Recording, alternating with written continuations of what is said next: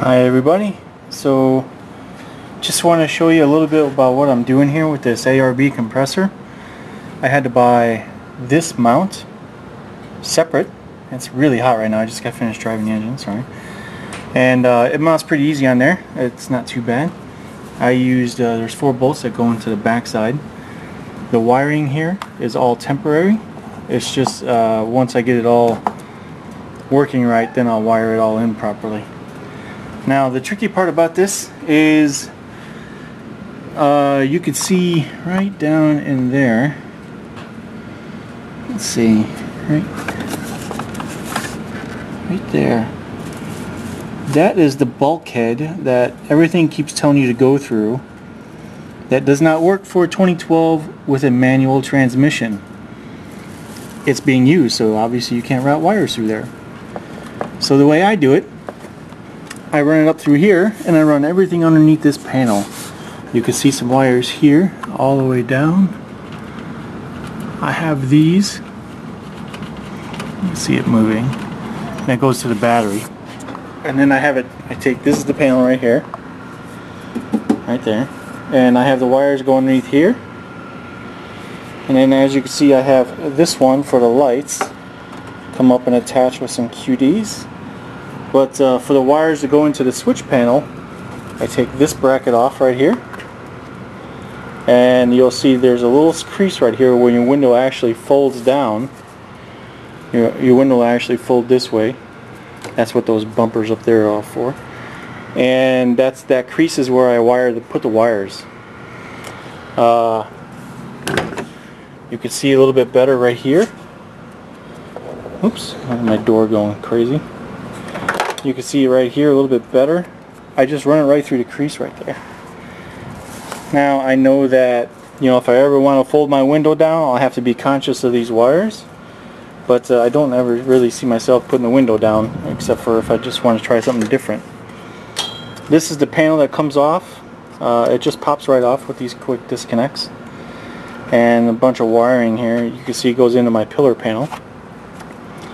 Now the switches are right here, obviously. There we go. So the ARB compressor wire is this. I don't have lockers in. I have a Rubicon.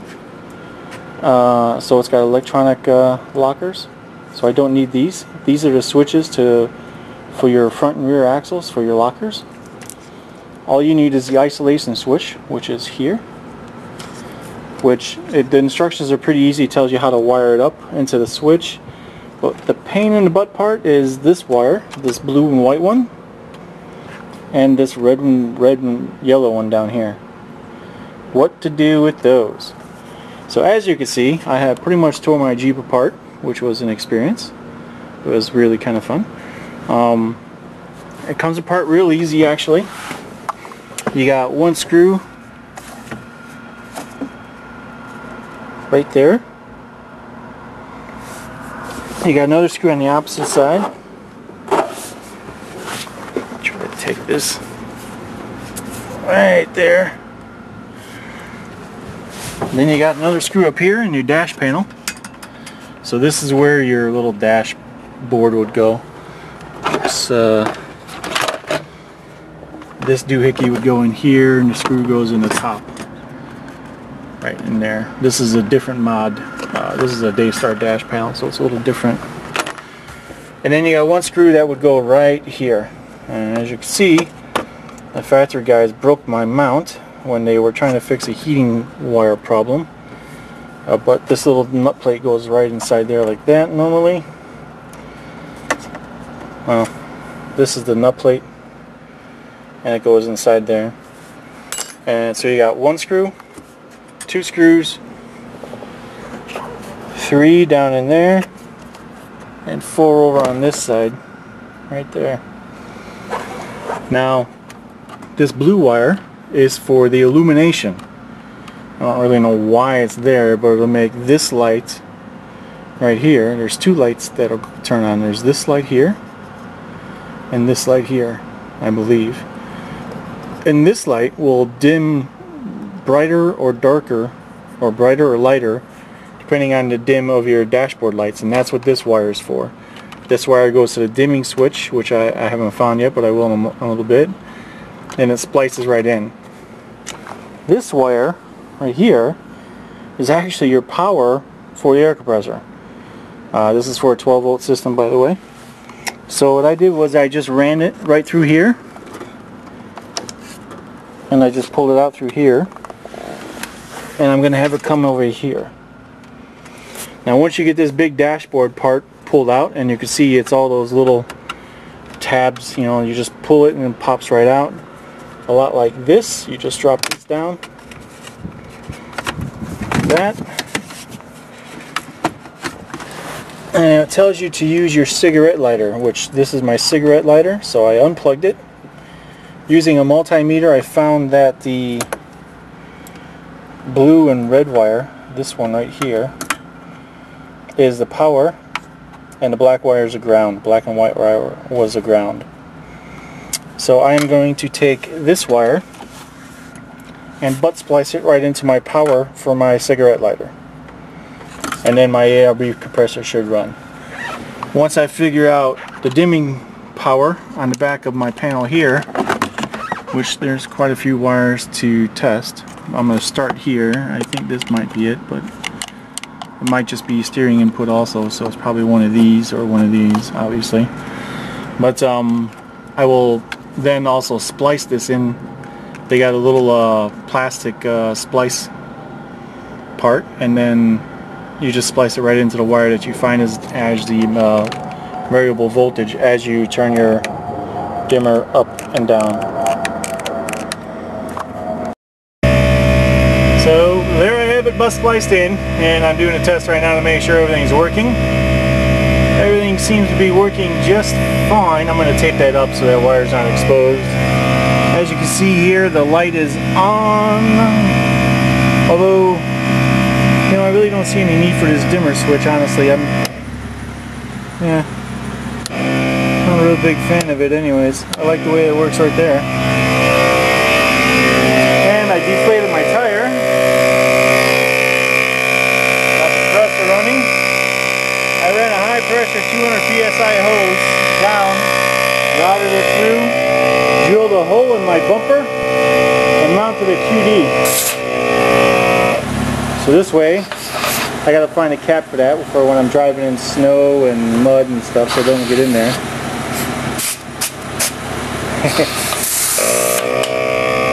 QD just works pretty nice, can't complain. Airing up the tire. Everything seems to be working good. I'll finish wiring it all up. I'll take that panel off so you guys can see what I'm talking about, how I route the wires back there. And I'm good to go. Alright, some other quick notes. This here, can't really see it very well, I apologize, but I had to put in that 90-degree disc hose into the master cylinder for the brakes, rotated it up out of the way, took this line here, can't really see it, ah, fuck, that's hot. Yeah, that's not good. There it is. That line right there, rerouted it back around this line right here. Pack out a little bit, this line, and then I just reconnected it with that 90-degree fitting, which is this piece right here. There's a little hose back here that came with the kit, a 90-degree fitting into the master cylinder, and then this reattaches right back to the sensor. Now for a JK, I don't know why, but it seems to be the mount is on an angle. A slight angle, probably about 20-25 degrees or so, for a 2012 JK, probably 2013 as well. For 2011, they don't have this big old engine in this little compartment, and there's plenty of room for it to sit, and it sits flat, so it's a little different. Now if you have an automatic transmission, you can go through that hole back there, that bulkhead, or the firewall where I pointed out earlier, right there. But if you have a manual transmission, your clutch gear goes through there. So you can't, which is why I mount it. I run it underneath that panel right there, and then through my window security bracket, whatever you want to call it. This hose I bought from Harbor Freight. It's got a nice swivel nut back there. It's kind of nice. Makes it so this way it's not at such a hard angle. I put a nice S-curve in it to try to reduce any moisture from building up. And then I put the QD in like I said earlier. Try to keep it off this block right here. This block gets really hot, so I use some zip ties to keep it up and off. But that block gets really hot, so it might damage the hose if you leave it sitting on there. And that's pretty much it. Oh, I'm going to mount this. I'm going to mount my relay right next to my other relay right there. I'll drill it right into the panel. No problem. And then I'll just run the wires, like I said, through that panel over there. That's it for now. So as I said, I am not going to hook up the dimmer switch. I don't see a need for it, and I really don't want to shoot each one of these wires to figure out which one is the variable voltage. But I like it the way it works, where the light comes on when I hit the switch anyways. So I don't have to, you know, I really don't care about the illumination. I mean, I like, as long as it turns on, I'm happy. So it's like this light. It'll be just like this one, which is my windshield mount lights, as you can see. It turns on when they're on, it turns off when they're off. So same thing with the air compressor. It turns on when it's on and it turns off when it's off. So it works for me. My dash panel, I'm just going to put back in. It's 4 screws, one there, one back over here, and one right there. And I'll do that real quick. Alright, so 4 screws are in. You can barely see that one down there. This one up here. Still have my wire here. I'll explain that in a minute. And you got, where did I go? There. You got this bolt here. And then just down below with that one there. So your panel is secure again.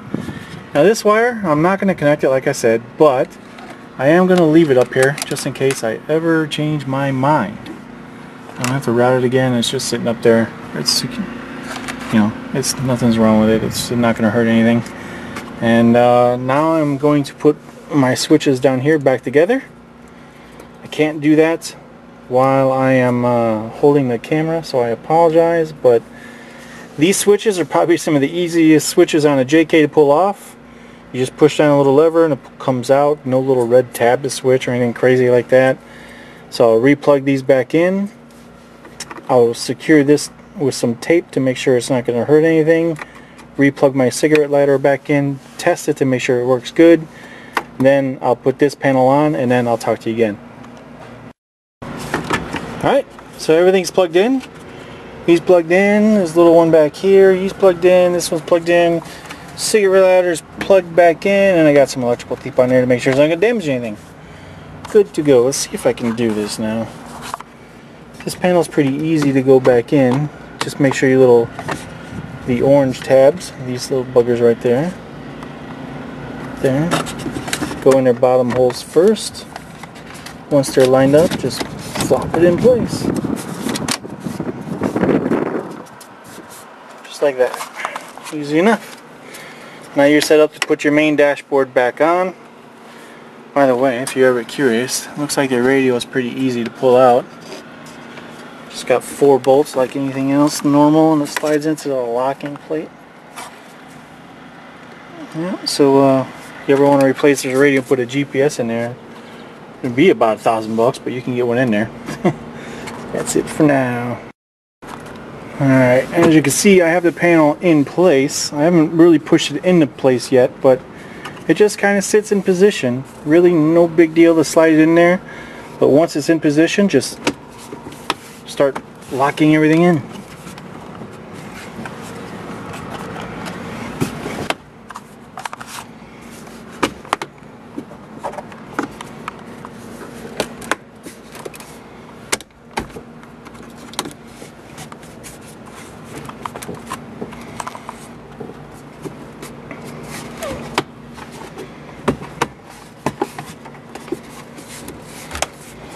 I had to, this top piece, I had to just push it down a little bit and it clicked right in place. So now the stereo is set nicely, everything's good here. I am, as you can see, I put my nut plate back in down here.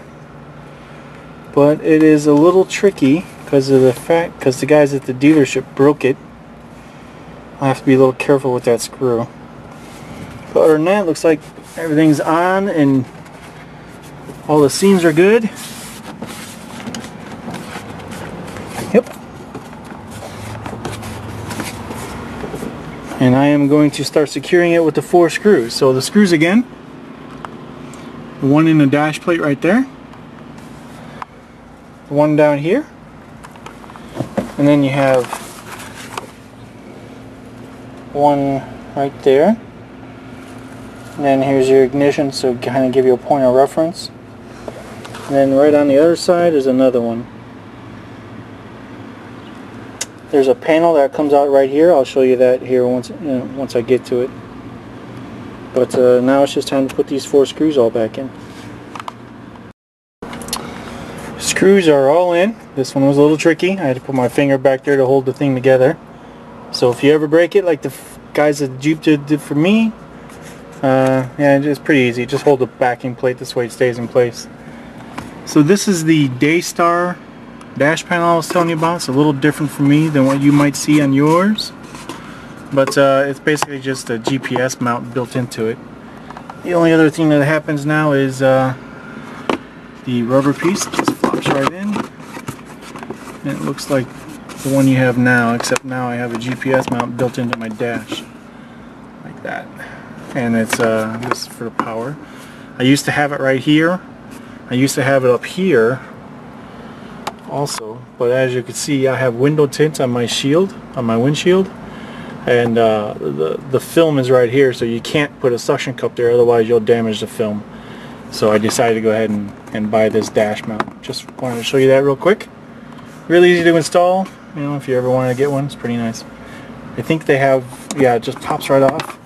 So if you have one of those phone mounts also, you can put the phone on there as well. And then there's an app for a phone to give you a clinometer. Tells you your angles as you're approaching for rock crawling and, you know, trailing in general. It's pretty cool. Alright, so here's the panel I was telling you about. This one's super easy, thankfully, to get in there. You can see I ran my power from my ARB lock or air compressor right here. Got it out of the way, make sure it's not going to hurt anything. This panel just starts from the bottom, right in there, and then flip it up. Pop it right in. Hard to do with one hand, I guess.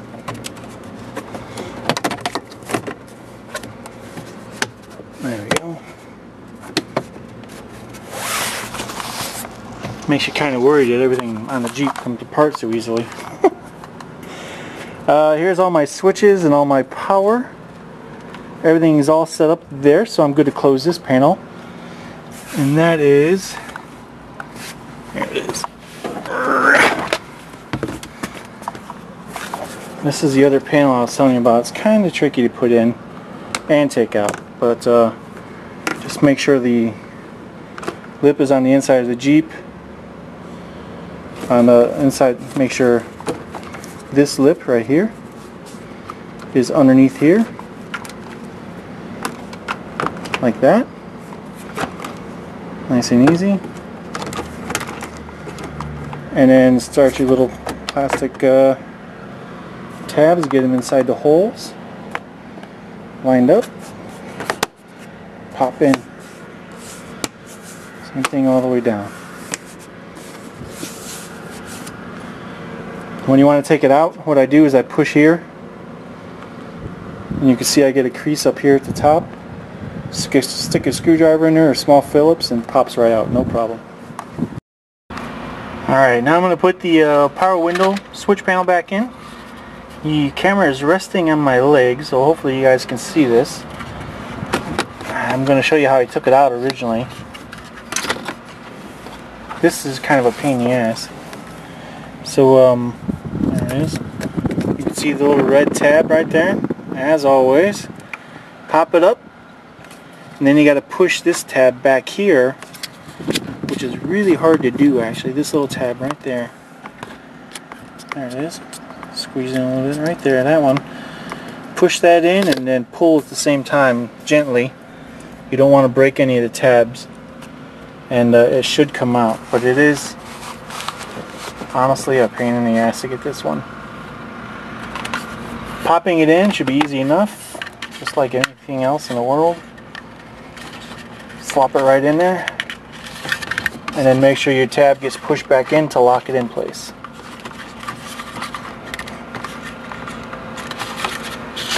Like that. And then this just pops right back in like that. Just give it a little push, it'll pop right back in.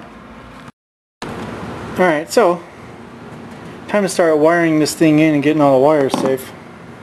You can see I already took off the one windshield wiper. Take off the other one. I'll take them off in general. You flip this little cap here up, and you can see the number 13 bolt down there. Just loosen the bolts, pops right up. After both your windshield wipers are off, take off these bolts. Should be 4 of them, 2 on this end. There you go, sorry. 2 on this end, and 2 over there. So what I did here was I took out the 4 screws. There's one here, one here, one here, one here, and same thing on the other side. And then you lift your hood up, and you can get to this spot right here, and that hole right there. And what those are these freaking plastic things, which I love. And you just what you do is you reach. Let me see if I can actually show you.